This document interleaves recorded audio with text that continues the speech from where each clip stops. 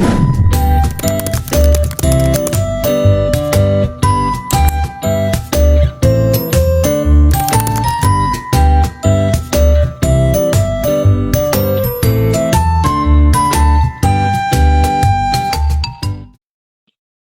semuanya, selamat datang di Bacarita, bercakap dan bercerita seputar teknik informatika.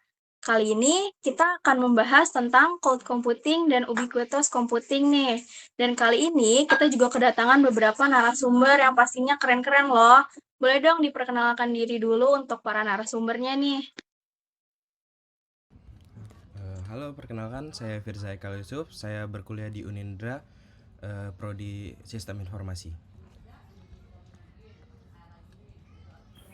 Halo, perkenalkan nama saya Latifah Fajriani. Kebetulan saya menempuh pendidikan di Universitas Indah-Prasta, jurusan Sistem Informasi. Halo, perkenalkan nama saya Rudi Calvin Situmorang. Saya berkuliah di Universitas Indraprasta PGRI, jurusan Sistem Informasi. Oke, terima kasih untuk perkenalannya untuk para narasumber. Sebelumnya izin saya ingin bertanya tentang ubiquitous computing nih. Kan kalian berkuliah tentang sistem informasi. Saya ingin bertanya tentang ubiquitous computing nih. Apa sih cloud computing itu dan yang dimaksud dengan cloud dalam konteks cloud computing?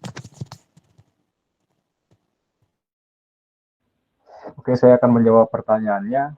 Cloud computing itu adalah teknologi yang memungkinkan pengguna untuk mengakses berbagai layanan komputasi seperti penyimpanan data,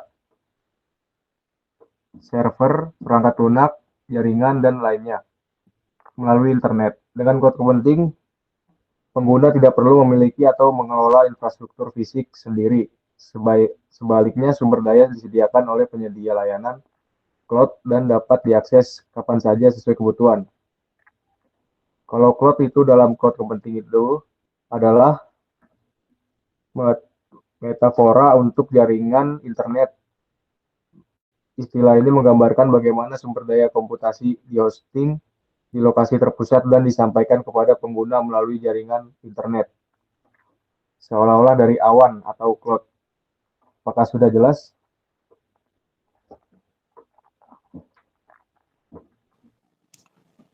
Ya, terima kasih narasumber Mas Rudi, sudah sangat jelas. Oke, sama-sama.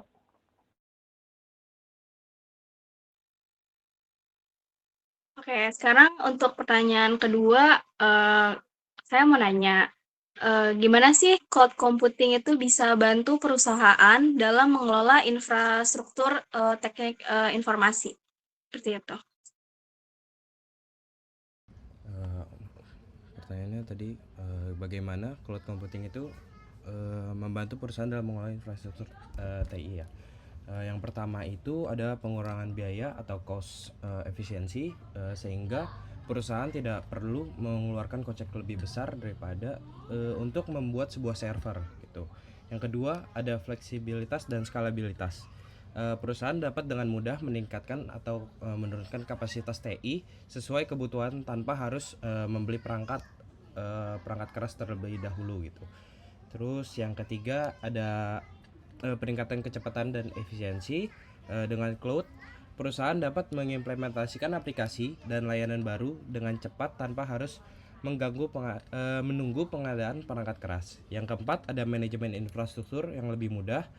Penyedia layanan cloud seperti AWS, Google Cloud atau Azure menawarkan alat manajemen yang otomatis dan terintegrasi. Yang kelima ada keamanan dan pemulihan bencana atau disaster recovery. Oke. Di penyedia cloud itu biasanya memiliki infrastruktur keamanan canggih dan kemampuan pemulihan bencana yang memungkinkan perusahaan untuk menjaga data dan tetap aman. Yang keenam, ini ada aksesibilitas global. Layanan cloud dapat diakses dari mana saja, memungkinkan berkolaborasi yang lebih baik, terutama untuk perusahaan yang memiliki tim yang tersebar di berbagai lokasi. Misal ada studi kasus penggunaan cloud computing dalam perusahaan e-commerce. Misalnya di PT belanja online. Masalah yang terjadi sebelum menggunakan cloud, perusahaan mengalami beberapa kendala. Yang pertama ada server down saat promo, yang kedua biaya operasional tinggi karena harus memelihara perangkat keras, yang ketiga sulit memperkirakan kebutuhan kapasitas server. Solusinya bisa kita ajukan dengan cloud computing. PT belanja online beralih menggunakan Amazon Web Service atau AWS untuk mengelola infrastruktur TI mereka. Yang pertama itu solusinya ada auto scaling, kapasitas server otomatis meningkat saat traffic tinggi, misalkan dalam promo besar-besaran dan kembali normal saat traffic rendah. Yang kedua ada Content Delivery Network atau CDN, menggunakan Amazon CloudFront untuk mempercepat pengiriman konten ke pengguna di berbagai wilayah. Yang ketiga ini ada Database as a Service, menggunakan Amazon RDS untuk mengelola database mereka yang lebih mudah dan lebih hemat biaya, sehingga menghasilkan downtime selama promo besar bisa dihilangkan, kemudian biaya operasional berkurang jauh gitu. Yang ketiga juga waktu peluncuran fitur baru berkurang dari misalkan 2 minggu bisa menjadi hemat waktu menjadi 3 hari. Tuh. Gimana? Apakah sudah jelas? Baik, terima kasih kepada Mas Firza yang telah menjawab sudah sangat jelas dan terperinci. Oke, baik. Dan selanjutnya saya ingin menanyakan kepada narasumber, dan saya ingin menanyakan apa itu ubiquitous computing dan apa tujuannya. Terima kasih. Saya akan menjawab pertanyaan barusan tentang apa itu ubiquitous dan tujuannya.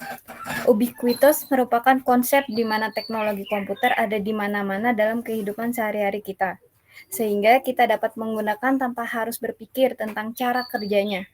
Tujuannya itu untuk membuat teknologi lebih mudah diakses dan digunakan oleh semua manusia yang menggunakan internet, sehingga kita bisa berinteraksi dengan perangkat dan informasi secara alami.